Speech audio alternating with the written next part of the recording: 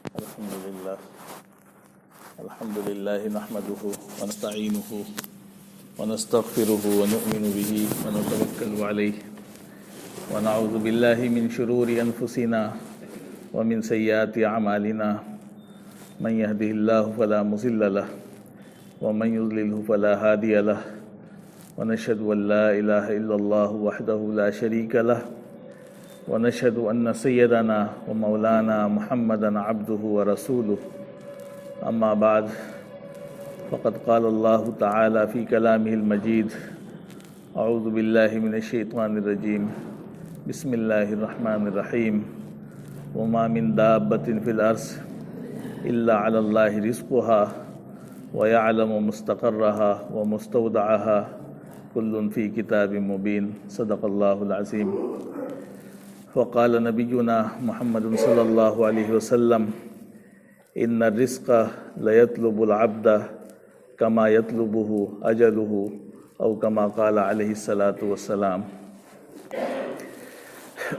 محترم حضرات، آج ہمارے لیے اور ہر شخص کے لیے دنیا میں ایک سب سے بڑا جو مسئلہ ہے وہ معاش کا مسئلہ ہے، اس کی روزی روٹی کا مسئلہ ہے۔ انسان پریشان ہے اس سلسلے میں کہ کیسے جو ہے اس کے رزق کا مسئلہ حل ہو۔ حالانکہ اللہ تبارک و تعالیٰ نے قرآن میں یہ اعلان فرمایا ہے کہ وَمَا مِن دَابَّةٍ فِي الْأَرْضِ إِلَّا عَلَى اللَّهِ رِزْقُهَا۔ اللہ تعالیٰ فرما رہا ہے کہ دنیا میں جتنے بھی جاندار ہیں، چاہے وہ انسان ہوں، جانور ہوں، پرندے ہوں، جو بھی مخلوقات ہیں، سب کی رزق کی ذمہ داری اللہ تبارک و تعالیٰ نے اپنے ذمے لی ہے۔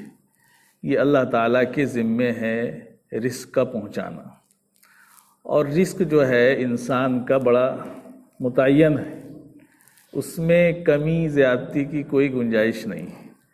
ہم یہ سمجھتے ہیں کہ شاید فلاں صاحب کا دماغ زیادہ تیز ہے تو وہ اس کی وجہ سے زیادہ روزی حاصل کر لیں گے، اور فلاں صاحب کا کمزور ہے تو انہیں کم روزی حاصل ہوگی۔ لیکن مسئلہ ایسا نہیں، مسئلہ تو یہ ہے کہ اللہ نے رزق تو متعین کر دیا ہے۔ اسی لیے حدیث میں آتا ہے کہ جب بچہ ماں کے پیٹ میں جب حمل ٹھہرتا ہے تو اس کے مرحلے ہوتے ہیں کہ وہ 40 دن تک جو ہے خون کا ایک جمع ہوا لوتھڑا ہوتا ہے، پھر گوشت کا ٹکڑا ہوتا ہے، اس طرح سے پھر جب اس کے جو ہے 4 مہینے گزر جاتے ہیں تو پھر اللہ تعالیٰ کی طرف سے ایک فرشتہ بھیجا جاتا ہے، اور وہ فرشتہ آ کر کے اس بچے کے اندر روح ڈال دیتا ہے، اور پھر اس کے بعد اس فرشتے کو اللہ کی طرف سے حکم ہوتا ہے کہ یہ جو بچہ ہے ماں کے پیٹ میں، اس کے بارے میں فلاں فلاں چیزیں جو ہیں وہ لکھ دی جائیں، یعنی لکھ دیا جائے کہ اس کی زندگی کتنی ہوگی، اس کا رزق کتنا ہوگا، یہ نیک ہوگا یا بدبخت ہوگا، اس طرح سے اس کی چیزیں جو ہیں اجلہ و رزقہ وغیرہ اس کی چیزیں لکھ دی جاتی ہیں۔ تو پتہ چلا کہ جب اس کے اندر روح ڈالی گئی تھی تبھی اللہ نے یہ لکھ دیا تھا کہ دنیا میں اس کو رزق کتنا ملنے والا ہے، اس سے زیادہ رزق مل نہیں سکتا ہے۔ اور یہ بھی متعین ہے کہ جو انسان اس دنیا میں آیا ہے بغیر اپنا رزق استعمال کیے وہ مر بھی نہیں سکتا ہے، یہ بھی متعین ہے۔ اللہ کے وسلم نے فرمایا، حدیث میں آتا ہے کہ ان الرزق لیطلب العبد کما یطلبہ اجلہ۔ فرمایا اللہ کے وسلم نے کہ بندے کو رزق ایسے تلاش کرتا ہے جیسے کہ اس کی موت اس کو تلاش کرتی ہے، یعنی بندہ دنیا میں کہیں بھی ہو، جو اس کی موت کا وقت مقرر ہے تو اس وقت وہاں موت اس کے پاس پہنچ کر کے رہے گی، کوئی روک نہیں سکتا ہے، کوئی طاقت دنیا کی موت کو اس کے وقت پر آنے سے روک نہیں سکتی ہے۔ اسی طرح سے رزق کا مسئلہ ہے کہ رزق جو ہے وہ بندے کو تلاش کرتا ہے، جو اس کے لیے متعین ہے وہ اس کو تلاش کر کے اس کے پاس پہنچ کر کے رہے گا، اس کو ملنا ہے۔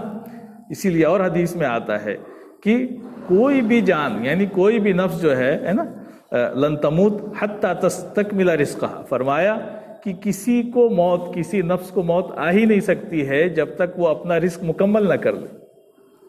تو یہ ہمارے ایمان کی چیز ہے، ہمارے عقیدے کی چیز ہے کہ ہمیں اپنے دل میں اس بات کو بٹھا لینا چاہیے کہ رزق متعین ہے اللہ کی طرف سے، اور جس کے لیے اللہ نے جتنا رزق لکھا ہے اس کو اتنا ہی ملے گا۔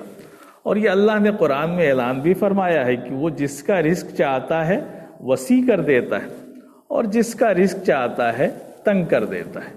تو یہ اللہ نے متعین کیا، یہ اللہ کی حکمت ہے، وہ مالک ہے، ہم بندے ہیں، ہم غلام ہیں، ہمیں اس میں کوئی دماغ لگانے کی ضرورت نہیں ہے۔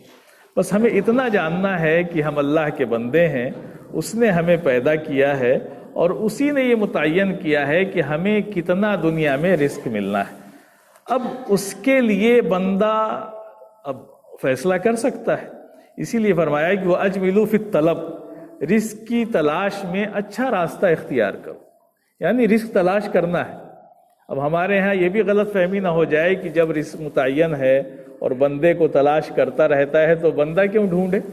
ایسا بھی نہیں، بندے کو ڈھونڈنا پڑے گا، تلاش کرنا پڑے گا، یعنی عمل اور محنت، یہ بھی ایک سنت ہے، یہ بھی سکھایا گیا ہے کہ بندہ رزق تلاش کرے۔ اس لیے کہ حدیث میں آتا ہے ساری مخلوق کی جو ہے رزق کی ذمہ داری اللہ پر ہے۔ پرندوں کو آپ دیکھیں، پرندے بھی اللہ کی مخلوق ہیں، وہ ان کے بارے میں آتا ہے کہ اگر بندے جو ہے اللہ پر ایسے ہی بھروسہ کریں جیسے کہ پرندے اللہ پر بھروسہ کرتے ہیں، تو اللہ تعالیٰ بندوں کو بھی ایسے ہی رزق دے گا جیسے کہ پرندوں کو رزق دیتا ہے، کہ وہ صبح کو خالی پیٹ نکلتے ہیں، لیکن کوئی پرندہ دنیا میں ایسا نہیں ہوگا جو شام کو اپنے گھونسلے میں خالی پیٹ جاتا ہو، پیٹ بھر کر ہی جاتا ہے، نکلتا صبح کو وہ اپنے گھونسلے سے بھوکا ہی ہے، لیکن جب شام کو جاتا ہے تو اپنا بھی پیٹ بھر کے جاتا ہے، اور اگر اس کے بچے ہیں تو ان بچوں کا بھی انتظام کر کے جاتا ہے۔ یہ اللہ نے رکھا ہے۔ اب آپ سوچیں کہ دنیا کے لوگ چاہیں کہ ان کو روزی نہ ملے، ایسا ہو ہی نہیں سکتا ہے، کہیں نہ کہیں سے ان کی روزی کا اللہ انتظام کرتا ہے اور وہ بھر کر ہی پیٹ جاتے ہیں۔ حدیث میں یہ بات اللہ کے وسلم نے فرمائی۔ تو آپ نے دیکھا کہ وہ پرندے جب گھر سے نکلتے ہیں پھر واپس جاتے ہیں تو پیٹ بھرتا ہے، اور اگر وہ پرندے گھونسلے سے نہ نکلیں، محنت نہ کریں، رزق کو تلاش نہ کریں تو ان کو بھی رزق نہیں ملے گا، بیٹھے رہیں اپنے گھونسلے میں۔ تو اس کا بھی حکم ہے کہ بندہ محنت کرے، کوشش کرے، اور جہاں اس کا رزق جتنا اللہ نے لکھا ہے اتنا اس کو مل کر کے رہے گا، اس میں کوئی کمی نہیں ہو سکتی ہے۔ تو ہمیں قرآن و حدیث کی روشنی میں ان اسباب کو تلاش کرنا چاہیے جو رزق کو بڑھانے والے ہیں، جن سے رزق میں برکت ہوتی ہے، اس لیے کہ رزق تو متعین ہے، لیکن اصل جو چیز ہوتی ہے وہ رزق کی برکت ہوتی ہے۔ اگر یہ برکت حاصل ہو جائے تو بہت بڑی چیز ہے، اور یہی اصل ہے کہ ہمیں اپنے رزق میں برکت اللہ سے مانگنی چاہیے، کہ رزق میں اگر برکت ہو گئی، اور برکت ہے کیا چیز؟ برکت ہے کہ انسان کے پاس جتنا ہو اس میں اس کو اللہ قناعت دے دے، اور اسی میں اس کو صبر اور سکون حاصل ہو جائے، یہ برکت ہے۔ اور اگر برکت نہ ہو تو انسان جو ہے پریشان رہے گا۔ آپ دیکھیں کہ دنیا میں ہر طبقے کے لوگ پائے جاتے ہیں، ایک وہ ہیں جو بیچارے بڑے مسکین ہیں، جن کے پاس رہنے کو گھر بھی نہیں ہے، جو روز کماتے ہیں روز کھاتے ہیں، ایک وہ ہیں جن کے پاس کچھ انتظام ہے، ایک وہ ہیں جن کے پاس بہت ہے، برسوں کا جمع کر کے رکھ کے جو ہے وہ ٹہل رہے ہیں۔ لیکن اس کے باوجود آپ دیکھیں گے کہ سب سے سکون میں کون رہتا ہے؟ کون سکون میں ہے؟ جس کے پاس جتنا زیادہ ہے اتنا ہی پریشان ہے، وہ اتنا ہی زیادہ جو ہے وہ دھکے کھا رہا ہے۔ مال کیوں ہوتا ہے؟ مال اللہ نے اس لیے دیا ہے، یہ مال بہت بڑی اللہ کی نعمت ہے، اور یہ نعمت اللہ نے اس لیے دی ہے کہ بندہ اپنی زندگی کو اچھی طرح گزار سکے، اس کو راحت حاصل ہو، اچھی اللہ کی نعمتیں استعمال کرے، اچھا کھانا کھائے، اچھے کپڑے پہنے، اچھی سواری کا انتظام ہو جائے، اللہ اس کے لیے اچھے گھر کا انتظام کر دے، اس کے لیے یہ نعمت ہے اللہ کی مال۔ لیکن بندہ کرتا کیا ہے؟ وہ بس اس کے دل میں ایک مال کی محبت ایسی پیدا ہو گئی ہے کہ فائدہ تو کچھ بھی نہیں اٹھاتا ہے، نہ اچھا کھا پاتا ہے، نہ اچھا پہن پاتا ہے، لیکن جمع کرنے میں پریشان۔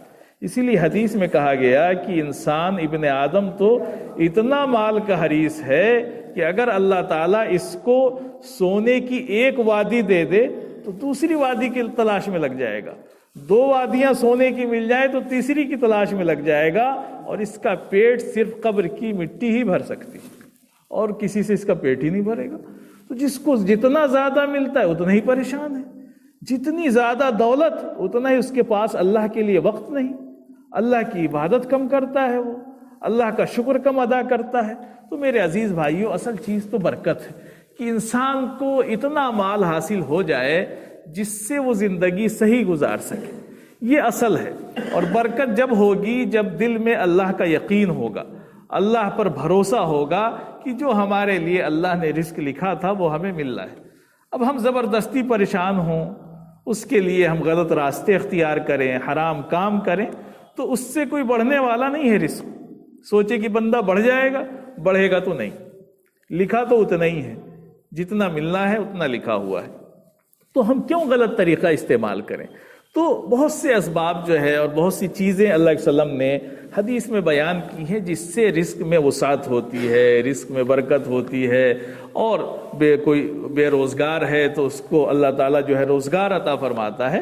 اس طرح کی چیزیں جو ہے حدیث میں بیان کی گئی ہیں۔ بس یہ ہے کہ ہمارے دل میں صبر ہو، قناعت ہو، اللہ پر توکل ہو، بھروسہ ہو کہ جو ہمارے مقدر کا رزق ہے وہ ہمیں مل کر کے رہے گا۔ ہمارا کام ہے محنت کرنا، کوشش کرنا، پلاننگ کرنا، اس کے لیے اللہ سے دعائیں کرنا، یہ ہمارا کام ہے۔ باقی دینا اللہ کا کام ہے، اور جتنا لکھا ہے اتنا ہی ملے گا۔ ہم پریشان ہوں دوسروں کو دیکھ کر کے تو وہ زیادہ نہیں ہونے والا ہے۔ تو پریشان نہیں ہونا چاہیے بندے کو، اور اللہ پر بھروسہ رکھنا چاہیے کہ بس اللہ سے برکت مانگے۔ کہ بہت سے لوگ ہیں بہت کم ہوتا ہے ان کے پاس، لیکن زندگی بڑی سکون کی گزر جاتی ہے ان کی، اور 80,000 1,00,000 تنخواہ والے پریشان ہیں، مہینہ پورا نہیں ہوا کہ وہ کہتے ہیں کہ بھائی مولانا صاحب کام ہی نہیں چلتا ہے، کیا بتائیں۔ اب وہ اور کی تلاش میں اتنے کیوں؟ برکت نہیں ہے ان کے مال میں، تنخواہ زیادہ ہے لیکن برکت نہیں۔ وہ کم تنخواہ والے سے بھی زیادہ پریشان ہیں، ان کا اسٹینڈر اور زبردستی کی جو ایک بنائی ہوئی چیزیں ہیں اس میں پریشان رہتے ہیں وہ۔ تو یہ تو اپنی بنائی ہوئی چیزیں ہیں، اللہ نے آپ کو جو ہے اگر محروم کر دیا ہے راحت سے، سکون سے، تو یہ آپ کی غلطی ہے۔ آپ سے کم والا سکون میں ہے تو آپ کیوں نہیں سکون میں ہو سکتے؟ تو بہرحال اصل مقصد یہ ہے کہ ہمیں ان چیزوں کو اختیار کرنا چاہیے جس سے رزق میں برکت ہوتی ہے، اللہ تعالیٰ جو ہے خوشحالی عطا فرماتا ہے۔ ان میں سب سے پہلی چیز اللہ تبارک و تعالیٰ نے قرآن میں بھی بیان فرمائی اور اللہ علیہ وسلم نے حدیث میں بھی بیان فرمایا، اور وہ ہے استغفار کی کثرت۔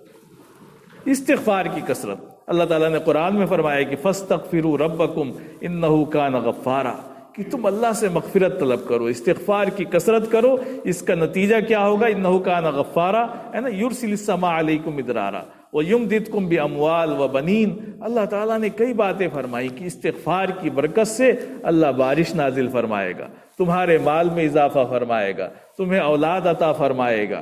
یہ ساری چیزیں اللہ نے استغفار کی برکت میں فرمائی۔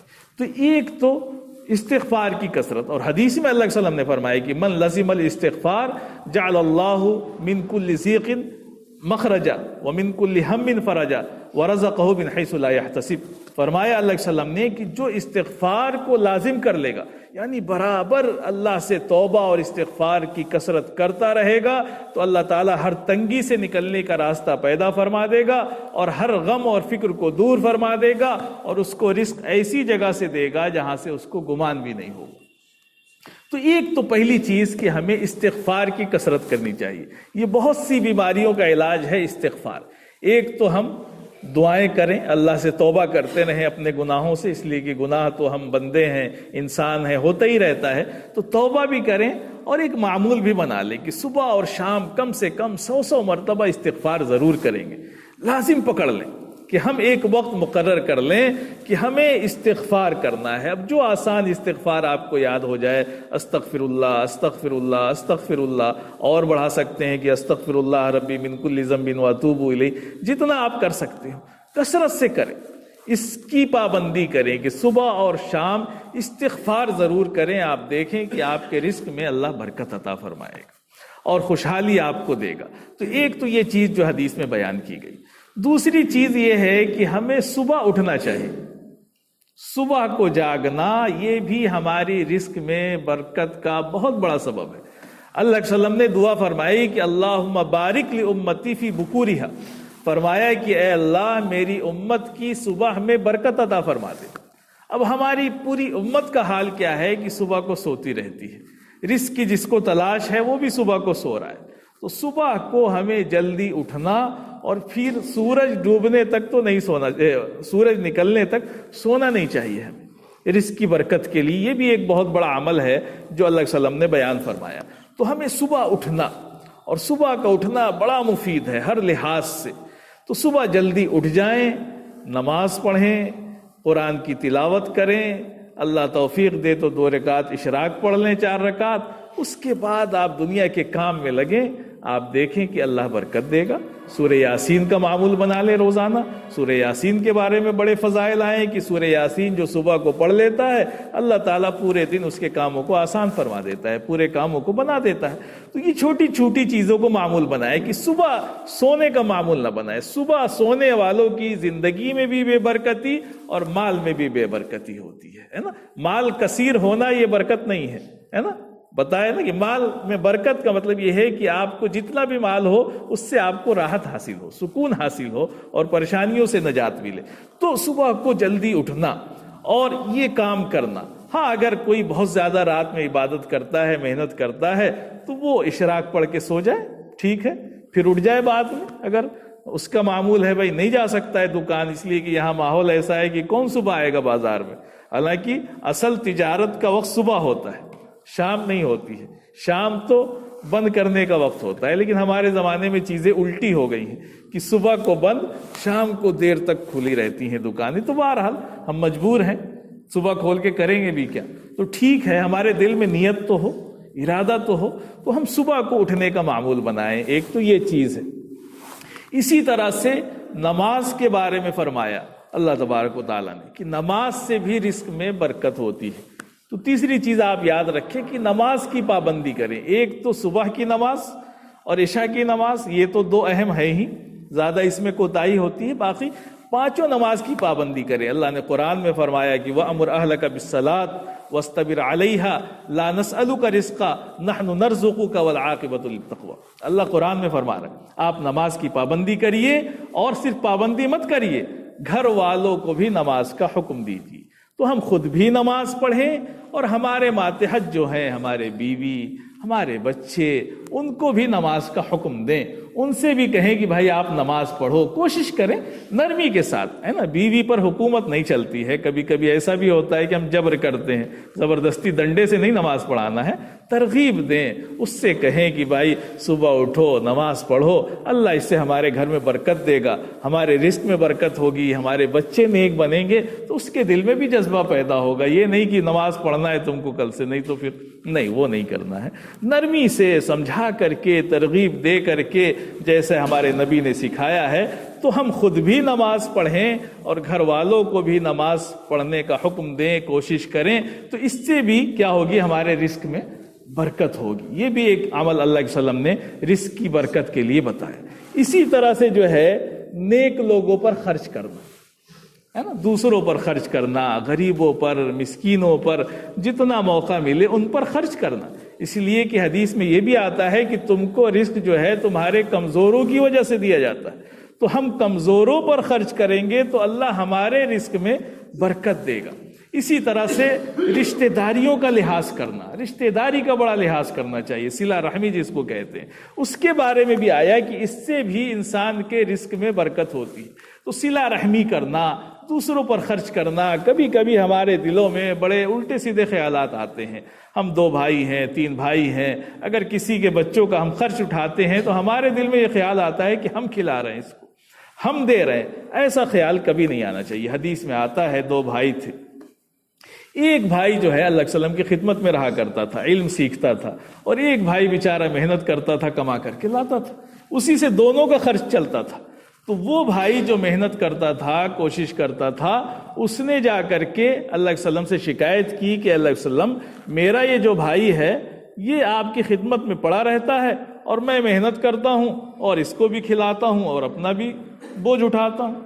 تو اللہ کے وسلم نے اس کی تائید نہیں کی، یہ نہیں کہا کہ اچھا ٹھیک ہے میں اس کو سمجھا دوں گا، یہ بھی جائے کمائے، نہیں، آپ نے فرمایا کہ ہو سکتا ہے لعلک ترزق بھی، کہا کہ ہو سکتا ہے کہ تم کو رزق اسی کی وجہ سے مل رہا ہو، تم اس کو کھلا رہے ہو تو کیا سمجھ رہے ہو تم کھلا رہے ہو؟ نہیں، وہ تو اپنے مقدر کا رزق کھا رہا ہے جو اللہ نے اس کے مقدر کا لکھا ہے، لیکن فائدہ آپ کو یہ ہو رہا ہے کہ اگر اس کے مقدر کا رزق جو تھا وہ نہیں کما رہا ہے، آپ کھلا رہے ہیں تو آپ کو مل رہا ہے، وہ اللہ آپ کو دے رہا ہے، تو آپ نہیں کھلا رہے ہیں اس کو، اللہ ہی کھلا رہا ہے۔